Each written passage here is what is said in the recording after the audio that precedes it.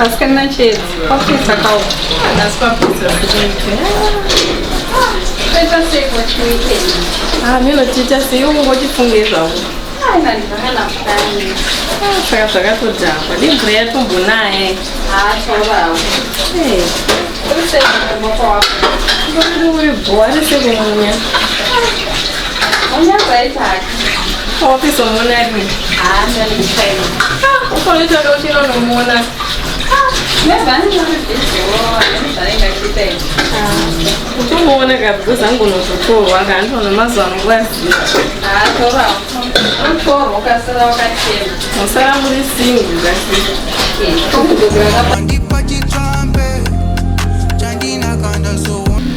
Kunai. Kutozvishaya. Nomusa. Excuse me. Zvibhonze.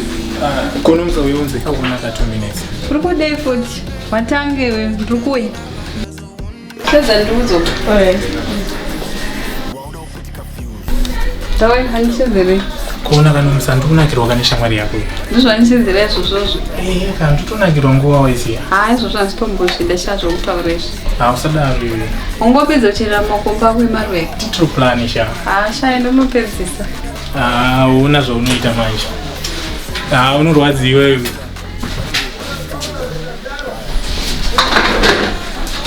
Seo chikoro neasikana. Bhori ubasa kwawe. Basa tungodaro daro. Kuenda wadaro. Mara tijesi watingangodi nei. Ukazoita sei ndidzoma. Neli. Koindava unakambotumhoresa. Ndine nzara ini. Wapota pasoko. Kumasikira mchitei. Tachita garimwe basa. Saka gendenda hangu cheche. Uchisiya bhaibhori rangu. Zvinobhohwa izvi. Gendenda hangu cheche. Ndokona wadzoka. Jani wei. Hanzvadzi yangu yevasikana. Pane basa vasikana. Ndozvaanopfeka izvozvo zvikanani nzara kasvika musinobika. Saka unotomita sei? Totoudza kuti handisati utobuda chitokopota sezvaise pababa. Aiwa ari pamberi. Zvakaoma asikana.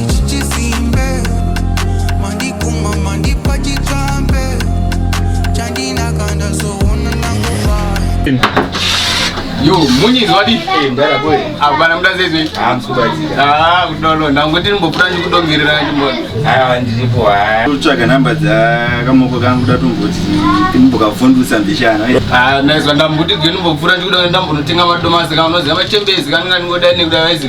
Chikuona kanisa kwavari kuda ndikupindura chete. Iboba. Asi. Awafira cloud, una awafira mbe. Takanonanganisa. Takanofura vat trip, takanobata mita. Taura hangu manje iwe unenge uchibata-bata kangu kubata uku. Nozviendera sei? Mushe. Kona ndasiyafuna mufasitovu nei. Apa ndibhesa mwari. Ndinotobhesa palaudi tinzwe. Hello. Hello be. Hello. Handisi kunzwa mira ndise palaudi. Hello. Ndiripo uri hako. I miss you singaiti. I'm at home, just chilling na sheds.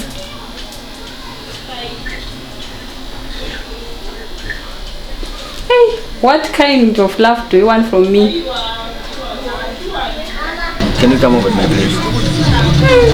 Hey, oh, kune iko kumba kwacho? Yo, alright, let me come there.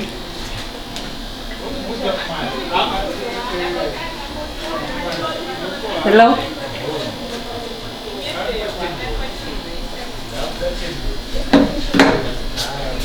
Kwanzi ndiuye kakumba kwana mwonya ukunechedza. Kwakanakira kwakuda ku. Ndakutotya totongoenda teseka kungokongomana kwendo nemunhu wani. Taura kwando kuperekedza. Taura hako gatetendi. Alright.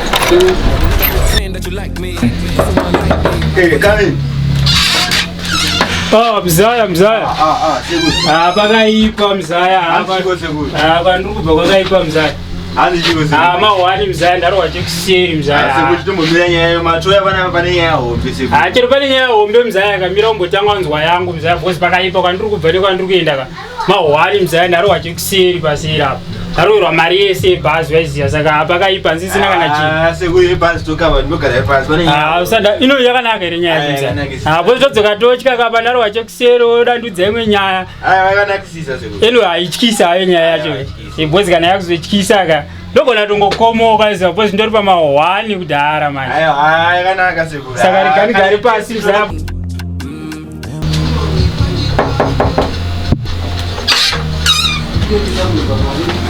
Mzaya. Yesika muri kuno. Ndiri kwena pakaipa mzaya uri seako. Yesika nchamwe. Mushi ready. Mushi. Patubona muri kuno kwakanakero. Pakatoipa tu zvatonaka mzaya because pakaipa ndatongodzwa nimufeso wakuti anzuri kuya kuno kusaka zvesecurity zvarongeka. Iya tondiweka saka ndotonemi ndoshamsika ndofunga kune nyaya cheko. Nice mzaya. Kore mzaya sorry ka ndivhare dhume peya chiyanyanya. Pakaipa mzaya ndatongoti nchienda kumabhazuka uko. Mino zvafamba sina pandarowa chekuseri waiziyo. Mari yese bva yaenda apa ndikuenda parutsu. Kuenda noona ana mbuya wako kumusha kusaka hey zvatodhakwa ndikatoti arega nditese ndiwe nzona mzaya kuno. Apa mzaya totontaura tanzuri kuya kuno kuyo pane nyaya iripo. Saka ndatongoti urega tongonzwa nyaya yacho zvakamira sei. Ini natongoti tondiuya saka hasi tomboziva kuti nyaya yacho iri kumboenda nekupi chezvo. Saka pogara right mzaya tipeka tinzwe mzaya wangu auya tione kuti zvakamira sei because pakaipa pandakatsika pari kupisa mzaya. Kule nyaya bana bane kule. Ane HIV. Uri chipoyo. Nguva yese uchiita zvawaita nemwana wauzotaura kuti zvakandimudza totanga. Hapana chokwadi chiripo iwo ndatogadzirira size manje because watambisa mwana wani zvezvita so manje zvawamuita. Zvinomeka sense izvi. Zvinomeka sense. Saka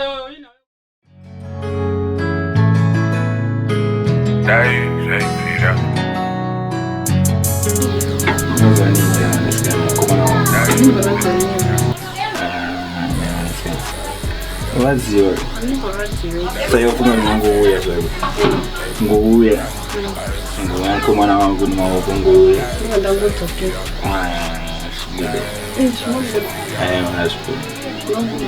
kudisa zvigudisa namoto kuita zvigudi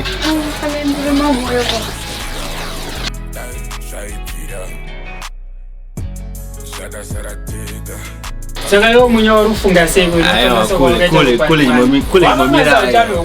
ayo kule amzamangova nenyaya chimomira nomsa mira kuchema kule HIV yanotinakunyazinzwisa kule mangomanyira zvinhu kule inonzi hani in vain kule ndine mazuru akawandisa pane mwana wekule